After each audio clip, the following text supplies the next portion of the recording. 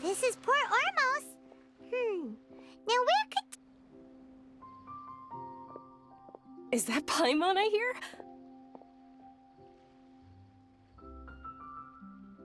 Huh? Oh, it's been a while. How are you doing? Dunyarzad! It's been so long since we've seen you! I'm doing well. I can go as far as saying I have never been happier in my entire life. I don't know if you've heard, but Elazar has completely disappeared, and all the patients have recovered. You kidding? Knowing them and the connections they've got, I'm sure they've heard about it. Yeah! That's right. My lady is feeling better now, so I'm accompanying her for a walk. Why do you still call me that, Dia? You've already informed my father of your resignation. I guess I'm just used to calling you my lady. Old habits die hard. Resignation? You mean you're quitting? Yeah, I might start losing my edge if I keep being a bodyguard for the Homayanis. You know that my parents and I are fond of you, and that we appreciate you very much. It wouldn't be a problem if you wish to continue to be our bodyguard. I'm not a woman that's easily persuaded. You should know that by now, my lady. When I took this job, I had already decided that I'd quit as soon as you'd recovered. It's time for me to get back out there and chase that horizon. So what are you gonna do now if you're not gonna be a bodyguard anymore? I want to take a risky job and put my body to the test again. Huh? But we literally just finished one of the most dangerous jobs ever! Are you getting bored already? I know. If I hadn't joined in that plan with you, I wouldn't have come up with this idea. I guess I still get fired up by that feeling of going all out in a fight. It made me realize that I'm still a mercenary through and through. Life is short, and I'm happy that I got to be a part of that operation. But the whole thing also made me realize that there are still many problems in Sumeru.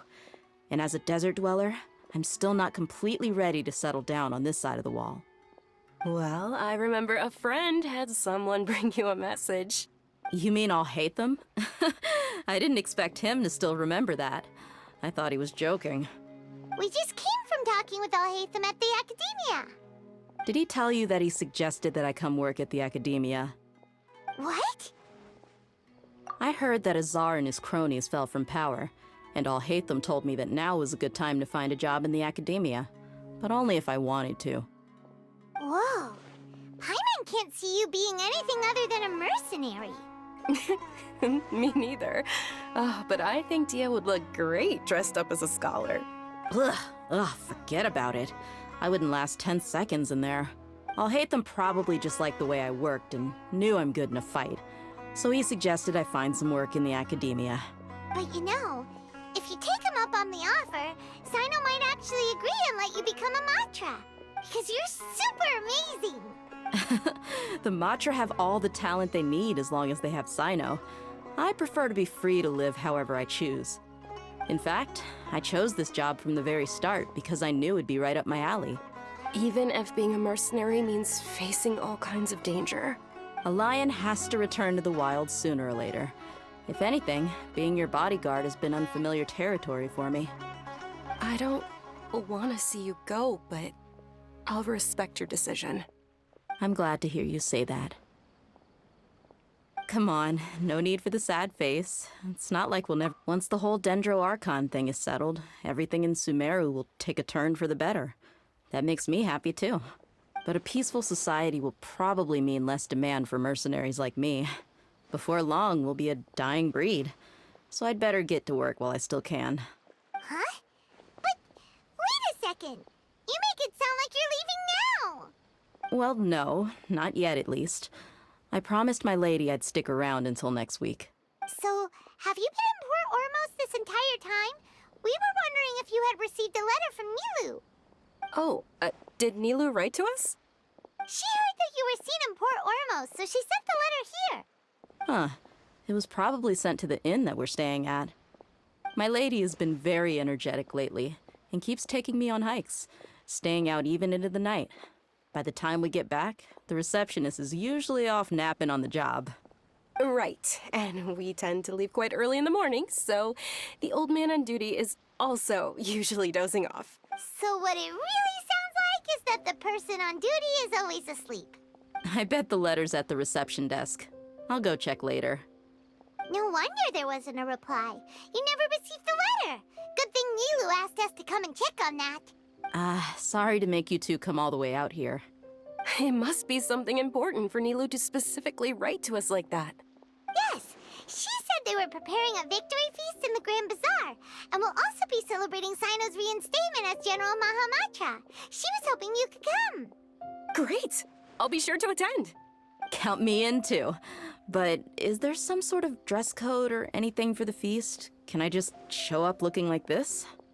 Since it's being organized by Nilu, I don't think she'll be too picky about that. If anything, I think she wants to see us as our most natural selves. All right, then this is how I'll show up. The feast will be held in 2 days, so don't forget. Sure. Thank you so much for letting us know. We'll see you there. Oh, by the way, do you happen to know where Sino and Raman are? The General Mahamatra always comes and goes without a trace. Normally no one knows his whereabouts. Oh, But last time we met, he mentioned that he had something to do in Aru village. You can try your luck there. As for Raman, your guess is as good as mine. I only remember he said that he had something to discuss with Sino. You can ask Sino when you meet him. Don't mention it. You'd better get going. all right, on to our next stop.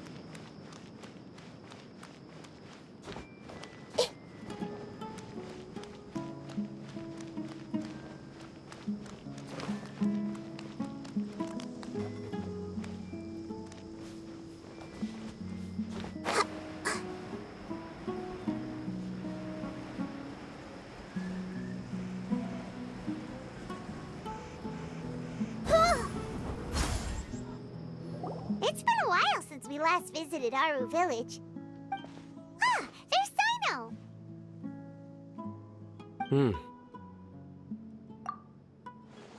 What brings you here? We recovered well, and Tainari agreed to let us leave, so now we're out and about again. It seems Gandharvaville's medical treatment is still as good as ever. And Tainari is recovering well, too. That's good to hear. Yeah, you're the one who brought us to him when we lost consciousness, right?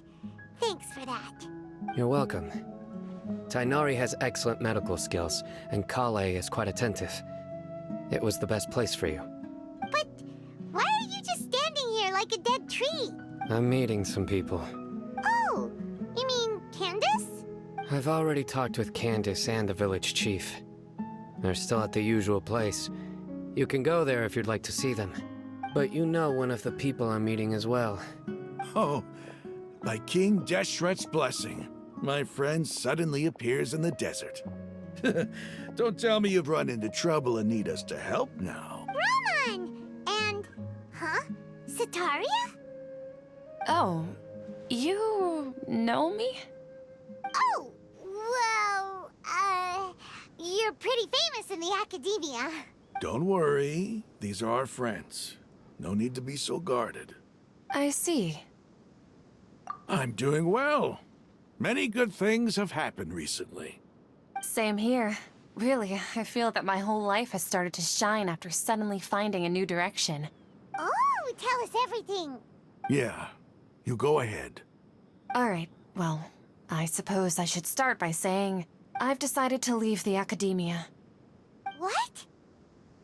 It's not that I've given up on being a scholar. Instead, you could say I've found a new identity. I will no longer pursue research like a typical scholar, but I have not completely given up on my relationship to knowledge either. I can see what you're saying now. What do you mean? I plan to leave the academia and return to teach here in the desert. Wow, so you want to become a teacher? Sataria will return to support education here and teach people from the desert. She can't teach everyone on her own, but there are many of us Eremites all over Sumeru.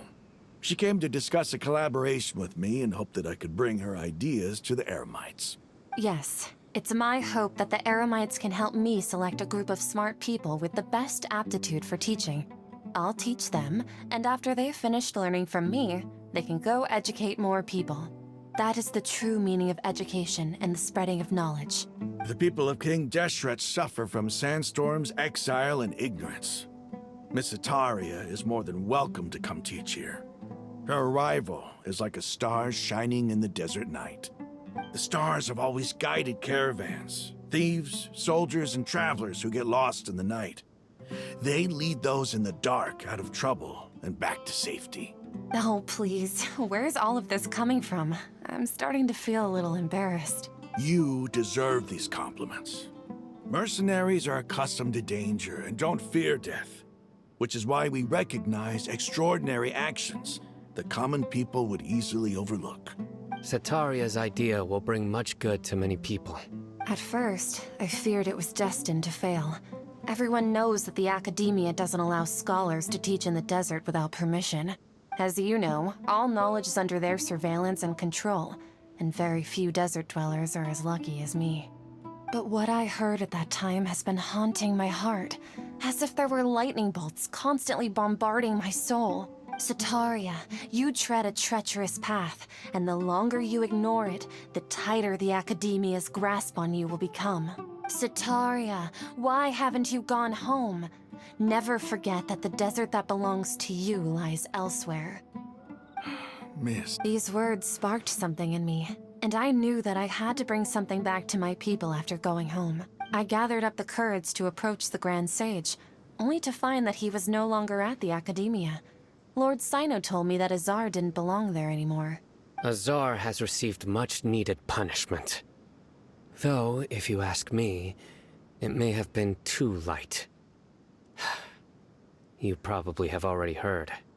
Lord Sino helped me obtain permission to leave the academia for the desert, and accompanied me here to discuss collaboration with members of the Eremites. My plan was able to go smoothly thanks to him and Rahman. You're all doing so much for the desert. Aside from that, I also have some other business to discuss with Sino. Lesser Lord Kusanali has allocated many resources to support and develop the desert. I've done some business for her, and part of it required the assistance of the Eremites. I applied for a few batches of educational materials from the academia, and sent them to several groups in the desert, as instructed by Lesser Lord Kusanali. I believe the people will make good use of them. That's exactly what the people here need. Physical books and other related items. If it weren't for Sino and Lesser Lord Kusanali, I'm afraid we'd never be able to get our hands on them. Apart from this, the academia is also recruiting scholars that are willing to teach in the desert. I'll let you and Sataria know as soon as I have any more news. We must be persistent about this, and maintain these resources to ensure long-term effectiveness. This is the first time in hundreds of years we've had a glimmer of hope. I think this may be the turning point for the desert. Remember these words. Here lies our faithful priest, Kasala. His wisdom is a miracle among the people, deserving of high praise and admiration. I hope people with wisdom like that priest will rise again among the desert dwellers. Then we'll once again see the wisdom and glory that once shook the world. Enough about us. Are you here to discuss some business too? No, not at all. We're actually here on behalf of Milu. Neva wanted to write to everyone, but she wasn't sure where the letters should be sent, so she asked us to come find everyone personally. A celebration feast will be held in 2 days at the Grand Bazaar. She hopes that all of you will be able to attend. At the feast, we'll also be celebrating Sino's reinstatement as General Mahamatra. Although, judging from your appearance, it seems you've already been reinstated. Paimon thought you would only start working for the Academia after the feast. Celebration? Feast? It's the first I've heard of it. Tighnari was right. He really didn't know. This feast is for you, Sino. Sounds to me like you'll have to be there. It's rare to see that kind of expression from Lord Sino. You must not like feasts very much. No, not really. But I'll go. Well, I still have a lot to handle here. Besides, I need to look after Miss Sataria in the desert, so I'll have to pass. I'm afraid I won't be able to join you. Although, if you'd be so kind, please give a message to Miss Nilu for me. The message is, I'm sorry for how I treated you before, but now I understand the beauty of your dance. It's like a light shining in the sky. You and the art you symbolize are not only beautiful, but also lively and powerful, so much so that it was prohibited. Please keep dancing, and someday, I'll be able to appreciate your art in person. Okay, we've got all that down. Our job here is complete as well. Oh, Sino, remember, party's in 2 days.